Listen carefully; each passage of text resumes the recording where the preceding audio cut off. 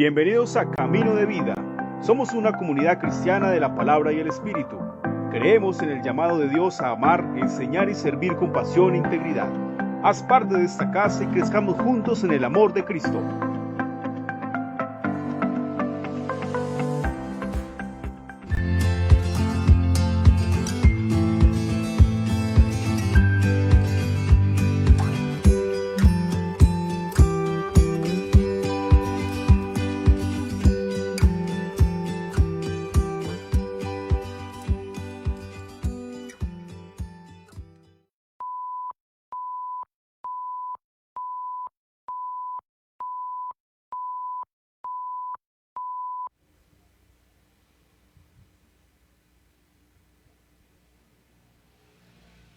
Muy bien, en esta mañana damos la bienvenida a quienes nos siguen a través de las redes y les decimos que de aquí les bendecimos, que nos complace saber que nos siguen y que cada palabra que de aquí salga sea para bendición de su casa, de su hogar y de su familia, igualmente todos los presentes. Qué bendición poder una vez más reunirnos y estar todos juntos, amén. Hablábamos y cantábamos y adorábamos ahora, ¿no? A Jesús, a Cristo. Y en esta mañana quiero recordarles, amados, que vamos a mirar cómo Cristo es el centro. Cristo el centro. No sé si usted se ha dado cuenta qué pasa en una represa, en un estancamiento de agua. Hay estanques buenos, ¿cierto que sí? Pero hay unos estancamientos de agua malos. Porque hay unos que solamente reciben agua y esa agua se empoza. ¿Y qué pasa con esas aguas? Se dañan, se pudren, tienen mal olor y causan insectos y bacterias y que matan, ¿no?, al ser humano, ¿no? Entonces, cuando nosotros miramos esto, en las Escrituras también se habla de ser fuentes llenas. Y esto fue lo que pasó el día de Pentecostés, donde las vidas fueron llenas del Espíritu Santo y comparadas a un estanque, ¿no?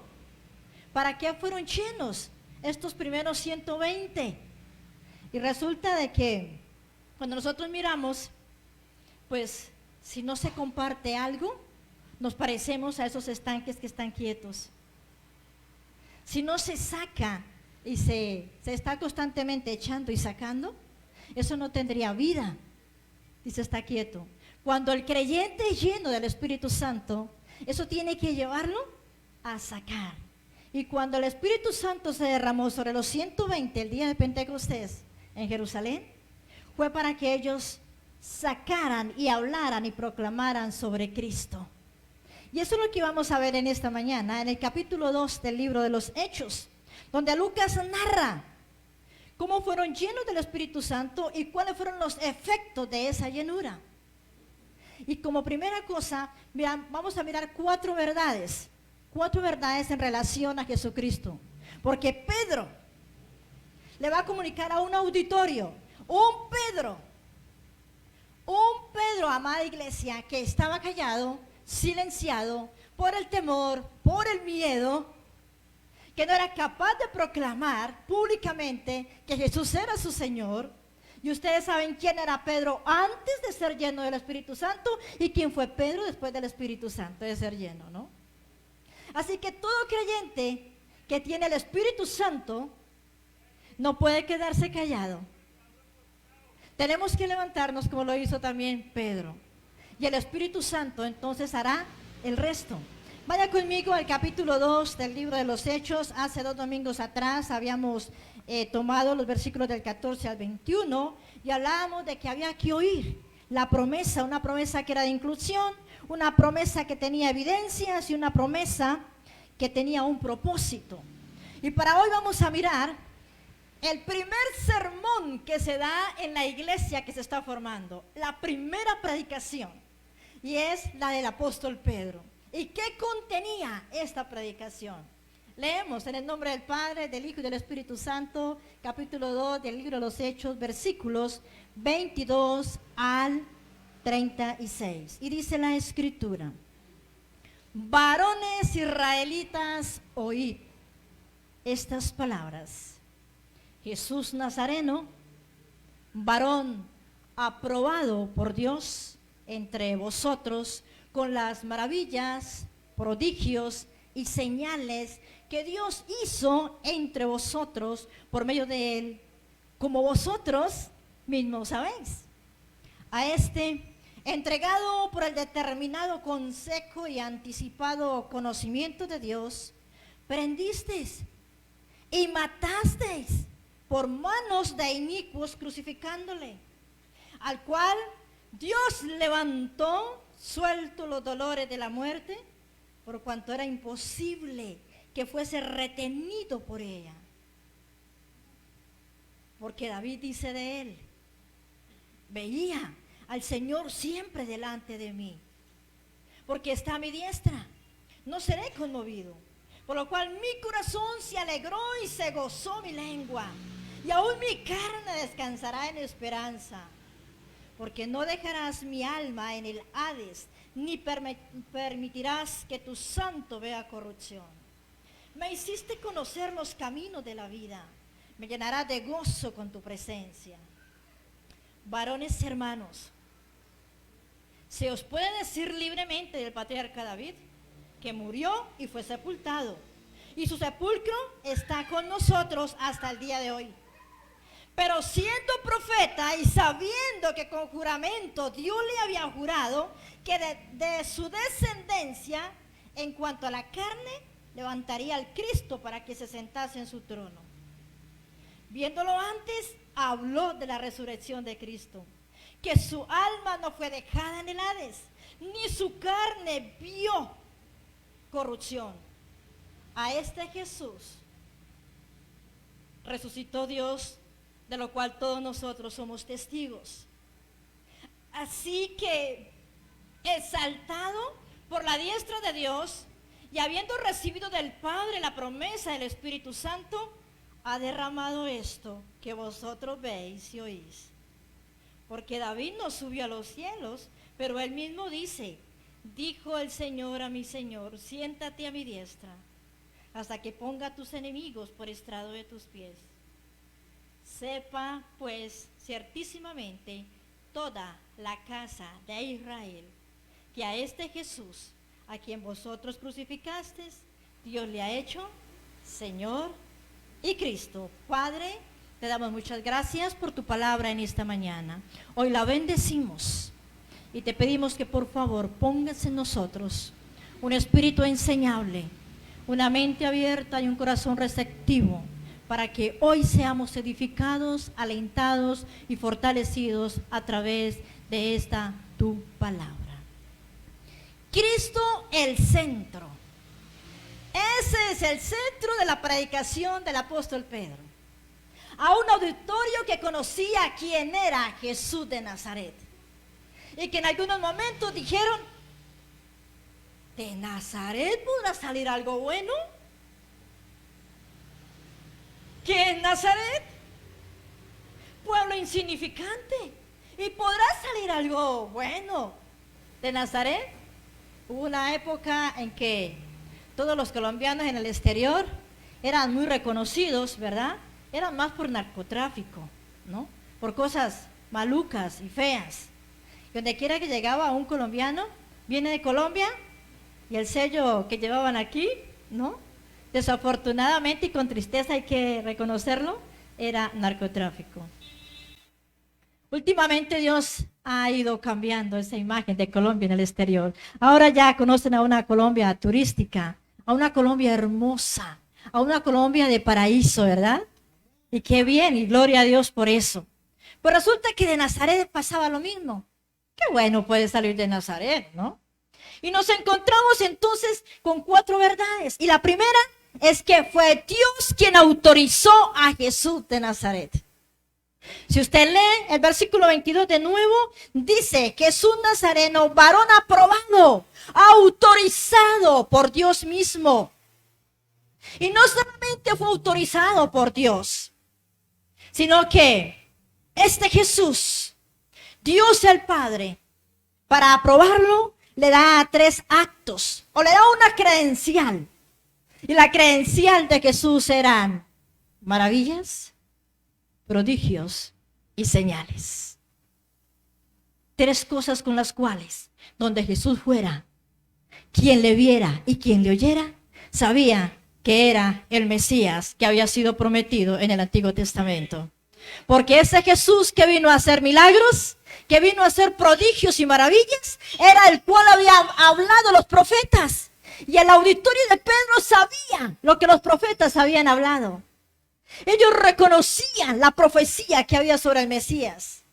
Y no solamente conocían la profecía, habían visto a un Jesús de Nazaret que hacía milagros, que sanaba a cojos, que sanó a mujeres de flujo, que sanó, amados míos, a los que tenían lepra, a los que estaban ciegos, les devolvió la vista, como dice el profeta Isaías en el capítulo 35. Y en el capítulo 53, que ustedes lo conocen muy bien. Ese Mesías había estado con ellos. Pero Juan dice, a los suyos vino, mas los suyos no le recibieron. Y yo no sé usted cuánto tiempo lleva de ser creyente, o si usted que viene por primera vez aún está dudando de quién es Jesús. Y yo le quiero decir en esta mañana, ese Jesús es el Mesías que fue prometido en el Antiguo Testamento, que se hizo hombre y que vino a la tierra, que caminó por Jerusalén, por las calles de Jerusalén, que murió, pero que también resucitó para darnos esperanza. Amén. Ese es el Jesús. Por eso la predicación de Pedro tiene a Jesús, a Cristo, como el centro. Una vez lleno del Espíritu Santo, Él viene a hablar, no del Espíritu Santo, Él viene a hablar de Jesús. Y Jesús había dicho mucho antes, porque el Espíritu Santo vendrá y les mostrará y les enseñará todas estas cosas de mí. Entonces, si usted tiene el Espíritu Santo con usted, usted va a hablar de Jesús como el centro de su vida, como el centro de sus pensamientos, el centro en su corazón. Él será el motivo por el cual ustedes y yo hablemos cada día. ¿Usted lo cree o no lo cree? Y la segunda verdad, versículo 23, que Dios permitió la crucifixión de Jesús. Si usted lee conmigo el versículo 23, a entregado por el determinado consejo y anticipado conocimiento de Dios. Eso quiere decir que Dios por anticipado ya conocía lo que iba a pasar con su hijo. Y en su voluntad permitió que aquellos judíos no creyentes lo entregaran a los romanos y a través de los romanos fuese crucificado Jesús. Entonces Dios permitió la crucifixión. Dios fue quien la permitió. Aunque fue el rechazo de su propio pueblo, los incrédulos fueron culpables de la muerte de Jesús de una manera directa. Y aunque Dios había planeado que Jesús muriera, esto no disminuye la culpa de los que lo crucificaron. Y Pedro no dudó en hacerle responsable de la muerte de Jesús a la población de Jerusalén, dejando en claro que todo esto se había dado por el anticipado conocimiento de Dios. Dios ya conocía, Dios ya sabía los planes que tenía para con su hijo, ¿no? Y si ellos habían entendido, a los profetas deberían haber sabido que el Mesías tendría que pasar por sufrimiento. Entonces vemos como Dios fue el que aprobó, autorizó a Jesús. Y por eso le dio para que hiciera maravillas, prodigios y señales. Pero que también fue Dios el que permitió que él fuera crucificado, ¿no? Y la tercera verdad es que fue Dios quien levantó a Jesucristo de la muerte. Si usted retoma los versículos de 24 a 32, toda esta porción nos está hablando de cómo es que Dios mismo es el que lo levanta. Y dice el versículo 33, lea conmigo el versículo: así que exaltado por la diestra de Dios y habiendo recibido del Padre la promesa del Espíritu Santo, ha derramado esto que vosotros veis y oís. La venida del Espíritu Santo entonces es la prueba de que Jesús vive. Jesús tenía que regresar para que en respuesta Dios entonces enviara al Espíritu Santo.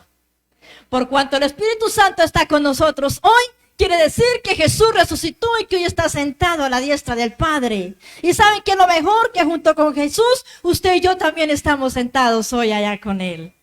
Disfrutamos de todas esas bendiciones en su gloria. Ustedes y yo no somos cualquier cosa. Ustedes y yo no somos, permítanme esta expresión, cualquier lagaña de mico, como dicen por ahí. Ustedes y yo somos también herederos, coherederos con Cristo de su gracia. Y por eso estamos sentados con Él, allá a su diestra, en este día. Y si el Espíritu de Dios está con nosotros, esto es lo que tenemos que proclamar, que Cristo es el centro de mi vida, que el centro de mi corazón es Jesucristo, y que a Él le rindo mi vida y que a Él le entrego todo.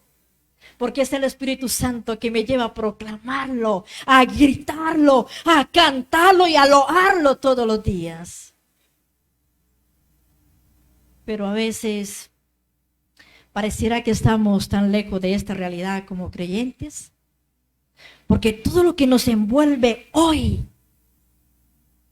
parece que nos tiene tan apretados, nos tiene tan sumergidos en las cosas terrenales, que cuánto nos cuesta que nuestra lengua se desate para proclamar que Cristo es el centro. Cómo nos duele hablarle y qué duro nos parece hablarle al compañero de trabajo, al compañero de aula, al que va al pie mío sentado en el bus, hablarle de Cristo. Entonces somos como esas fuentes que huelen mal, llenos, pero con un depósito de agua podrida.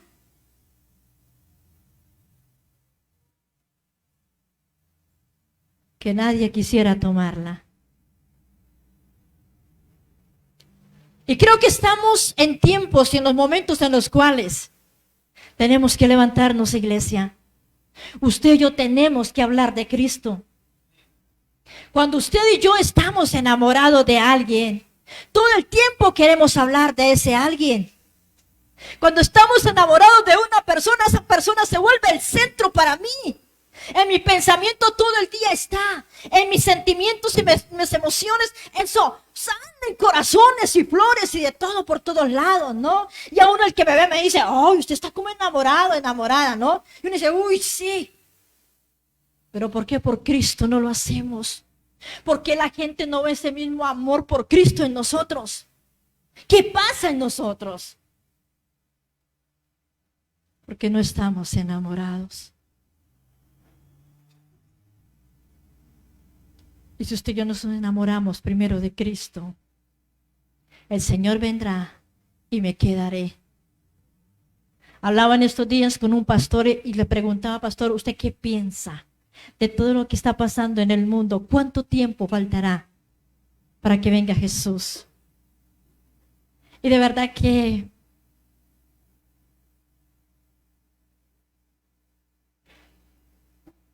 me causa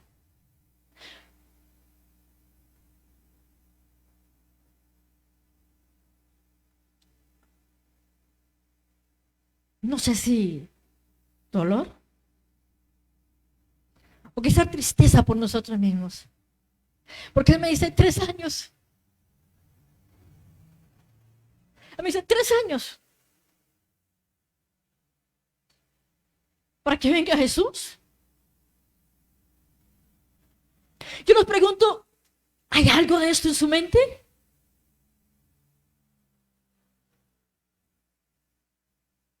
¿Qué tan lleno está su depósito del Espíritu Santo para discernir los tiempos que estamos viviendo? Ahora, ¿está siendo Jesús el centro de su vida hoy? ¿Para guardarse en santidad e integridad para Él? ¿Para que te apartes del pecado, de la mentira, de la inmundicia, del orgullo, de la avaricia, de la prepotencia, de la altivez? ¿Y busques a Cristo como el centro de tu vida? ¿Crees que en 3 años estás preparado para Él?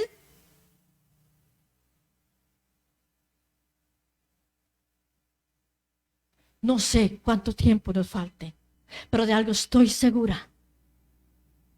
Y es que hoy estamos más cerca que lo que estuvimos ayer. Hoy estamos más cerca del día que ya pasó. El mañana no lo sabemos, porque si quiere puede venir hoy. Y no sé si usted está preparado para partir con Él.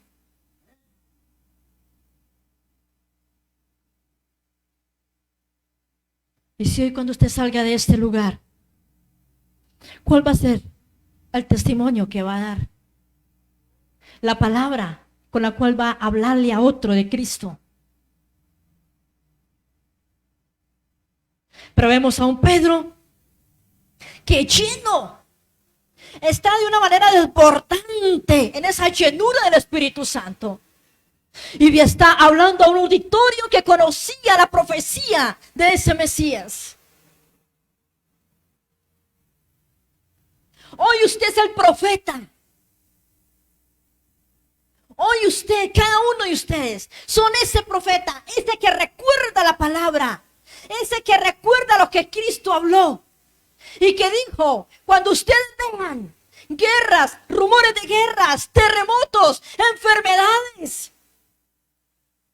pestes, es el principio.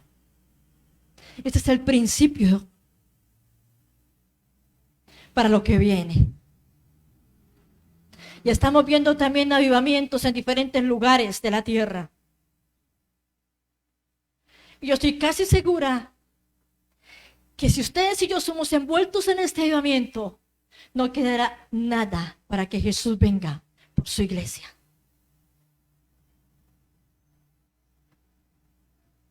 Y que el Espíritu Santo también haga de nosotros lo que hizo con el apóstol Pedro. Y cuando miramos cómo Él levanta a Jesús, Dios levantó a Jesucristo de la muerte. Y aunque David profetizó acerca de la resurrección del Mesías, David no profetizaba de él mismo. Y la audiencia entendía con claridad lo que Pedro les estaba recordando. Pues David había muerto y su tumba estaba en medio de ellos. Hasta el día de hoy la tumba de David sigue estando ahí. Pero la de Jesús está vacía. La de Jesús está vacía, iglesia. Que lo que me da seguridad a mí y me llena de esperanza y me convence cada día más, que lo que yo predico, lo que yo enseño y lo que yo creo, no estoy perdiendo el tiempo. Yo no estoy perdiendo el tiempo. Yo espero a un Jesús que vendrá por mí. Yo espero a un Cristo que nos llevará a su presencia. Y que un día, yo no sé si nos reconoceremos allá, pero creo que el mayor galardón es poder ver sus rostros y estar todos juntos allá con Él, adorando por la eternidad.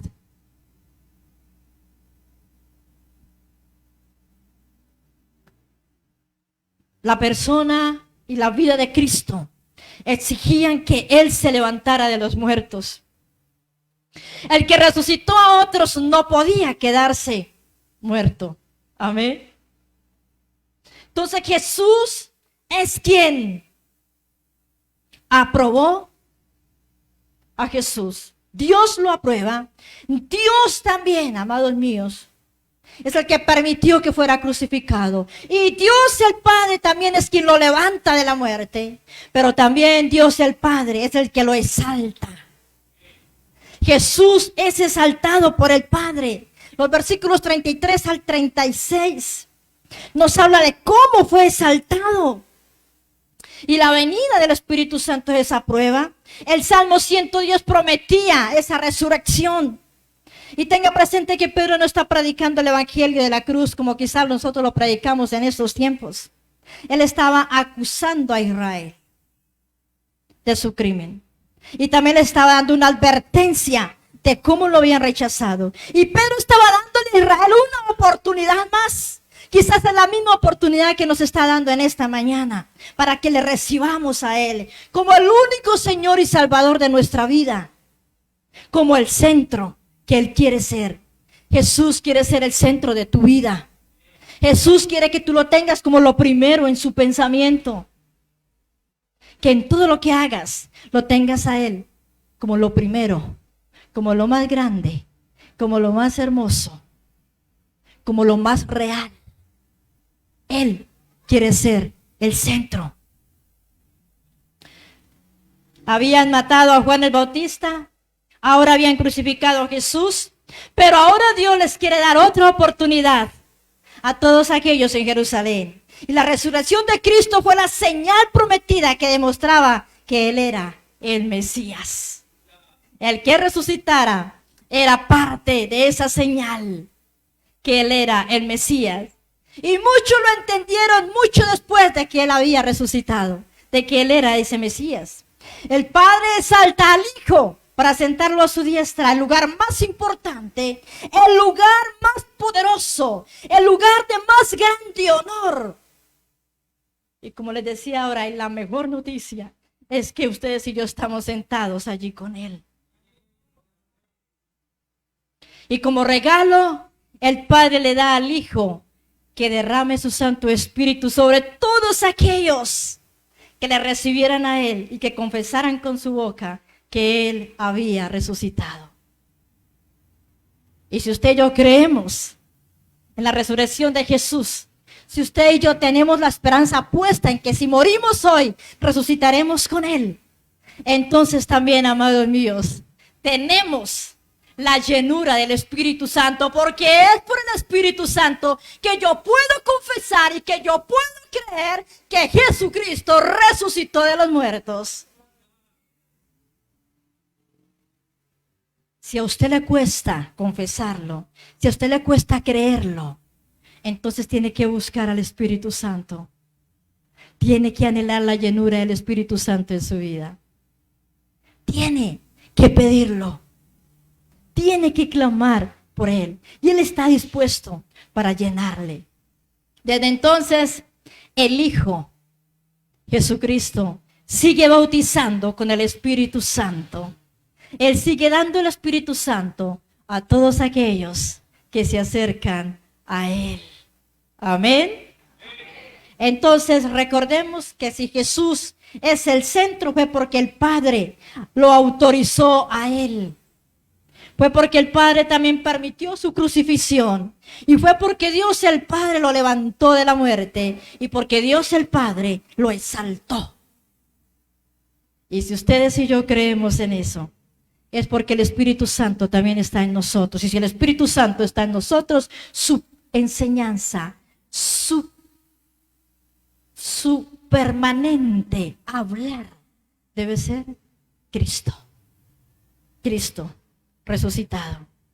Su esperanza, mi esperanza, está en Cristo resucitado. Amén.